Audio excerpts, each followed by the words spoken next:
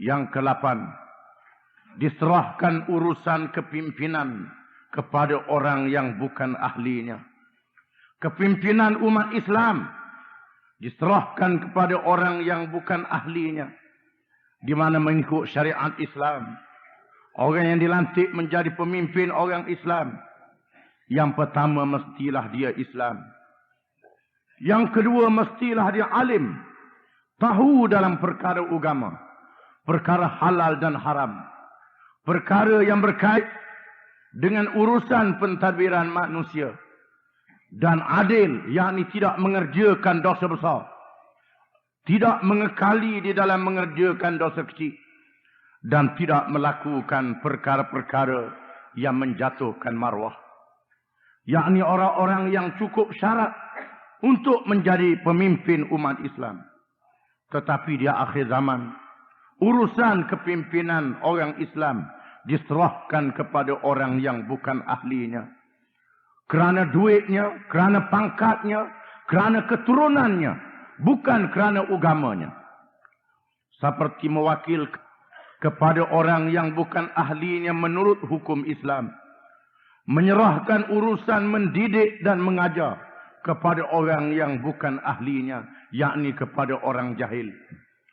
Memanggil orang-orang yang tak erti agama bercakap berkenaan dengan agama.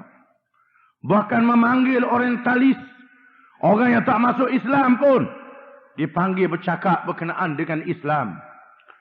Dan berbagai-bagai cara berlaku penyelewengan dalam perkara agama. Orang-orang yang khianat dilantik menjadi pemimpin. Urusan orang ramai diberi kepada orang yang tidak tahu mentadbirnya dengan betul. Urusan wilayah ammah, wilayah umum orang Islam, seperti kepimpinan negara dan kehakiman, menjadi hakim, diberi kepada orang-orang perempuan. Diberi kepada orang-orang perempuan yang diharamkan oleh syarak memegang wilayah ammah. Kerana orang perempuan ada tugasnya yang ditetapkan kepada mereka oleh Allah. Berhubung dengan perkara ini, Abu Hurairah radhiyallahu anhu telah memberitahu kepada kita, bainama an-nabiy sallallahu alaihi wasallam yuhaddithul qauma ja'ahu a'rabiyyun faqala mata as-sa'ah فمضى رسول الله صلى الله عليه وسلم يحدث فقال بعض القوم سمع ما قال فكره ما قال وقال بعضهم بل لم يسمع حتى إذا قضى حديثه قال أين السائل عن الساعة قال ها أنا ذا يا رسول الله قال صلى الله عليه وسلم إذا ضيعت الأمانة فانتظر الساعة قال وكيف إضاعتها قال صلى الله عليه وسلم إذا وسد الأمر إلى غير أهله فانتظر الساعة رواه البخاري. Maksudnya, sedang Rasulullah sallallahu alaihi wasallam berucap kepada orang ramai. Tiba-tiba datang seorang badui, yakni orang darat, orang yang jauh daripada bandar, daripada Madinah. Lalu ia terus bertanyakan Rasulullah sallallahu alaihi wasallam, bilakah berlakunya kiamat?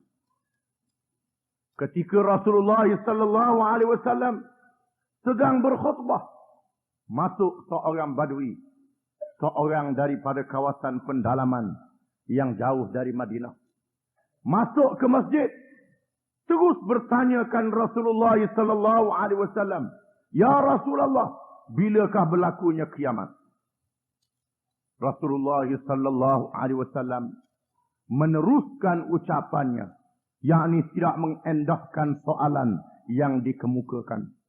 Rasulullah sallallahu alaihi wasallam tak heran, terus berucap, menyampaikan khutbah.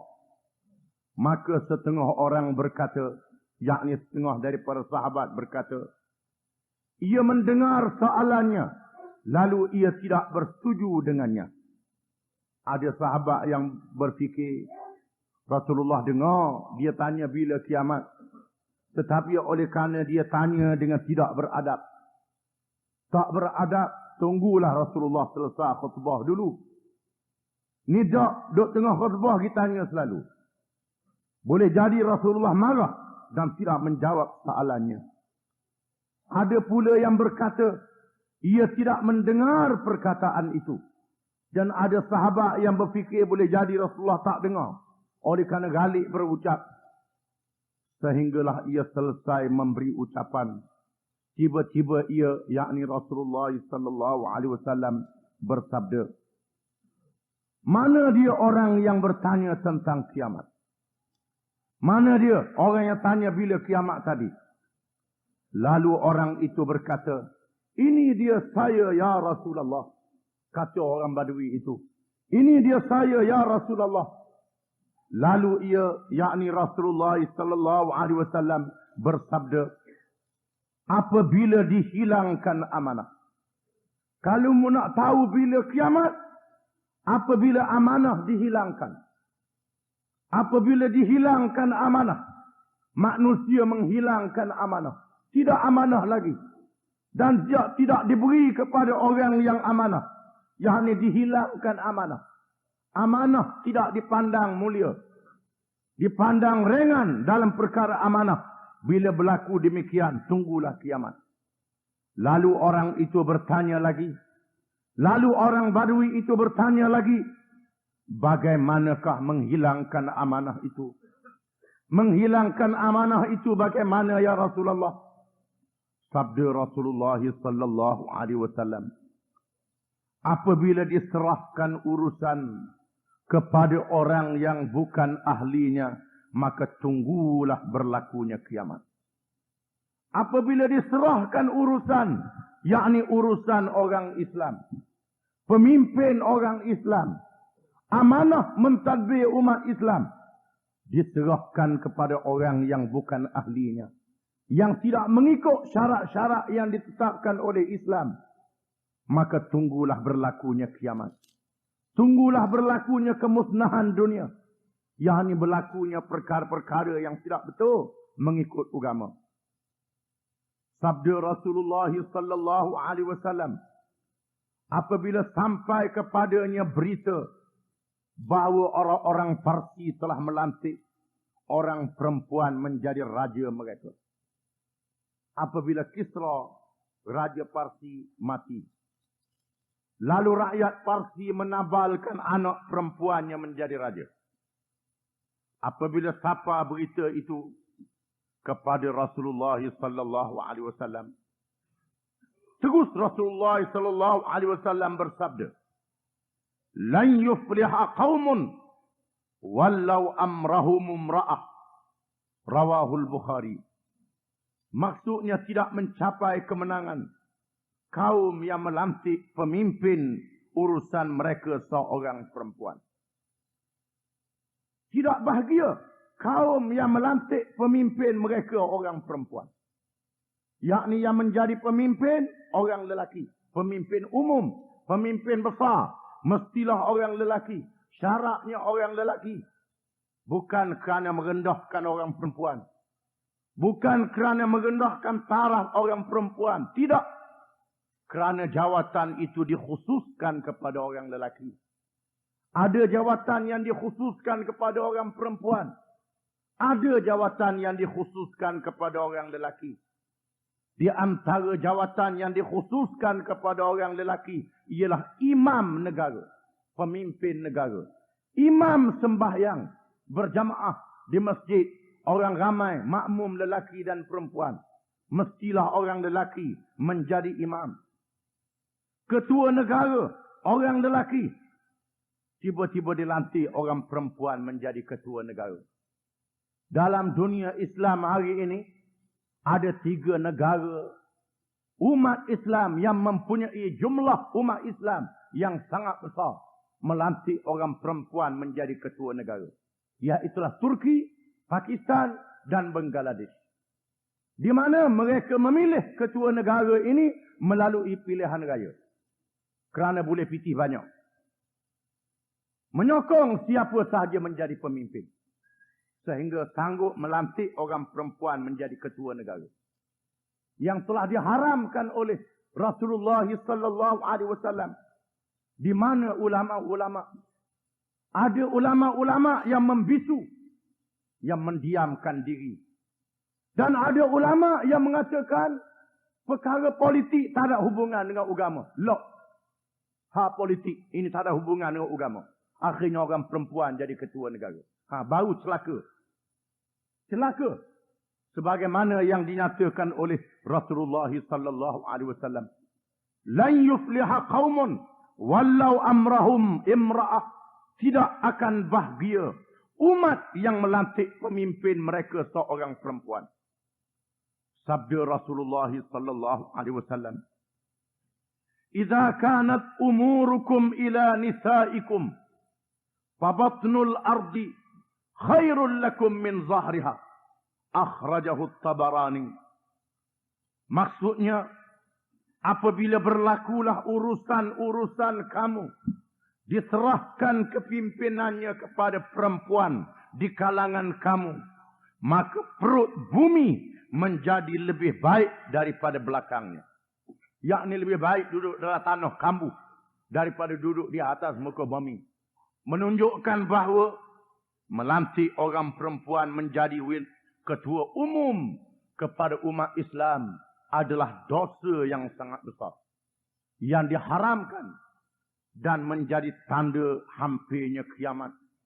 Apabila umat Islam membiarkan perkara-perkara yang seperti ini. Perlu dipahami bahawa Islam telah menetapkan syarat-syarat yang banyak kepada orang-orang yang dilantik menjadi pemimpin untuk menjamin pelaksanaan hukum Allah dengan penuh amanah dan bertanggungjawab. InsyaAllah kita akan mempelajari pada bab yang akhir. Tetapi apabila manusia dipengaruhi oleh kebendaan wang duit, kepentingan duniawi semata-mata, maka kebanyakan manusia tidak lagi mengindahkan urusan agama dalam mentarbih kebaikan mereka di dunia untuk menjadi jambatan kebahagiaan di negeri akhirat. Perkara kepimpinan negara atau politik Islam menjadi perhatian besar di kalangan umat Islam.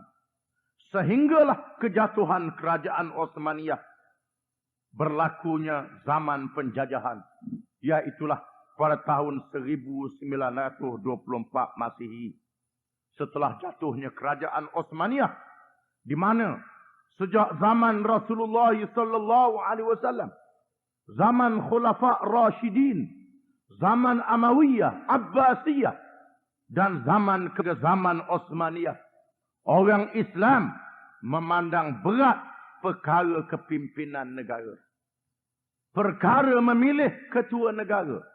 Ulama-ulama Islam menegur pemerintah, membetulkan pemerintahan umat Islam, walaupun mereka mati dibunuh kerana nak memelihara umat Islam di dalam perkara ini.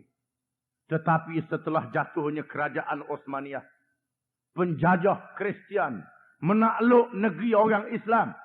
Sejak daripada itulah, maka orang Islam memandang dingin dalam masalah negara, dalam masalah pemerintahan. Mereka menyangka cukuplah jadi orang Islam ni, kita pergi ke masjid, sembahyang jemaah, keluar zakat, fitrah dan sebagainya, ada piti pergi ke Mekah. Siapa dia jadi pemimpin negara ikut pandalah. Ini adalah bala yang sangat besar.